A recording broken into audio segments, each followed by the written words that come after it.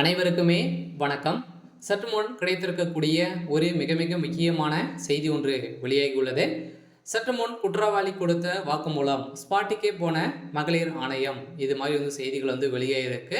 So இதனால் பார்த்தீங்கன்னா மகளிர் ஆணையம் எடுத்த அதிரடியாக பார்த்தீங்கன்னா இந்த பாலியல் விவகாரத்தில் களத்தில் இறங்கி இப்போ அந்த மாணவியுடைய விவகாரத்தில் பார்த்தீங்கன்னா அதிரடியாக பல்கலைக்கழகம் பார்த்தீங்கன்னா இப்போ பெரும் கதிகலைங்க போய் இருக்காங்க. இந்த மகளிர் ஆணையம் இறங்கி அங்கு பார்த்தீங்கன்னா 7 மணி நேரம் பார்த்தீங்கன்னா விடாமல் அங்கு நடத்தப்பட்ட சோதனையில் எக்கச்சக்கமான எவிடன்ஸ் சிக்கிய சம்பவத்தினால தான் பார்த்தீங்கன்னா இப்போ திமுகவுடைய ஆட்சிக்கும் திமுக சேர்ந்த அமைச்சர்கள் சிக்கி இருக்கக்கூடிய நிலையில் தான் இப்போ 2வது நாளாகவும் பார்த்தீங்கன்னா மகளிர் ஆணையம் நாளையும் அதிரடியாக பார்த்தீங்கன்னா சோதனை நடத்த போகிறதாக ஒரு செய்தி வெளியாகி வந்திருக்கும் நிலையில் அமைச்சர் ரகுபதிக்கு ஒரு மிகப்பெரிய கேள்விக்குறியாக வந்திருக்கும் நிலையில் தான் பார்த்தீங்கன்னா இப்போ திமுகவுடைய அரசு சட்ட ஒழுங்கை மீறி நடந்துட்டு வரும் நிலையில் இப்போ மகளிர் ஆணையமே பார்த்தீங்கன்னா களத்தில் இறங்கியிருக்காங்க.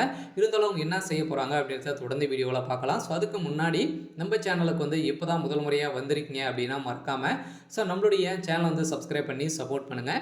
ஸோ வாங்க வீடியோக்குள்ளே போகலாம். ஸோ பார்த்தீங்கன்னா ஸ்பாட்டுக்கே போன மகளிர் ஆணையம் 7 மணி நேரம் விடாமல் அண்ணாமலை பல்கலைக்கழகம் மாணவி விவகாரத்தில் இன்று விசாரணை நடத்தப்பட்ட நிலையில் சென்னை அண்ணா பல்கலைக்கழகத்தில் மாணவி பாலியல் வன்முறை விவகாரத்தில் தொடர்பாக தேசிய மகளிர் ஆணையம் உண்மையை கண்டறியவும் குழுவினர் முதற்கட்ட விசாரணை முடித்தது.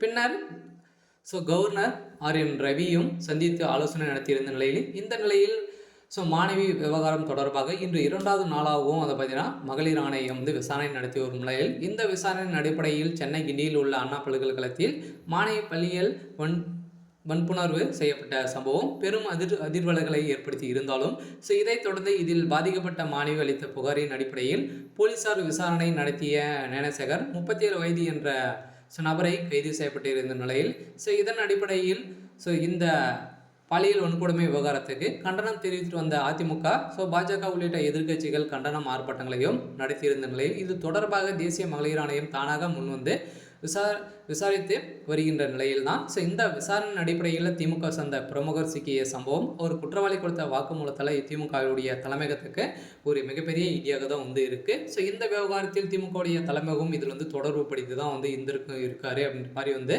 இப்போ சொல்லியிருக்கும் நிலையில் தான் இது அனைத்தையுமே திமுகவுடைய தலைமையகத்துக்கு தெரியும் அப்படின்ற மாதிரி தான் இப்போ அவர் கொடுத்த வாக்குமூலத்தால் திமுகவுடைய தலைமையகத்துக்கு பார்த்தீங்கன்னா ஒரு சவாலாக இப்போ சட்ட ஒழுங்கை மீறி திமுகவுடைய அரசு நடந்துட்டு ஒரு நிலையில் தான் ஆர்.என். ரவி அவர்கள் என்ன பண்ண போகிறாரு, ஆளுநராக இருக்கக்கூடிய ஆளுநர் ரவி அவர்கள் என்ன செய்ய போகிறாரு அப்படின்னு தான் ஒரு கேள்விக்குறியாக இருந்தாலும் இதைத் தொடர்ந்து 2 நபர்கள் அடங்கிய உண்மை கண்டறியும் குழுவின் அமைத்துள்ளது. இந்த குழுவின் இடம்பெற்றுள்ள தேசிய மகளிர் ஆணையம் உறுப்பினர் பார்த்தீங்கன்னா ஐபிஎஸ் அதிகாரி அனைவருமே களத்தில் இறங்கி இந்த விவகாரத்தை ஒட்டுமொத்தமாக திமுகவுடைய அரசு ஒழிக்கக்கூடிய சம்பவங்களாக தான் நடக்க போகுது. இருந்தாலும் என்ன நடக்க போகுது அப்படின்றத வெயிட் பண்ணி பார்க்கலாம். இது மாதிரி செய்திகளை தெரிஞ்சுக்கணும் அப்படின்னா மறக்காமல் நம்மளுடைய சேனலை சப்ஸ்கிரைப் பண்ணிக்கோங்க. தேங்க்யூ.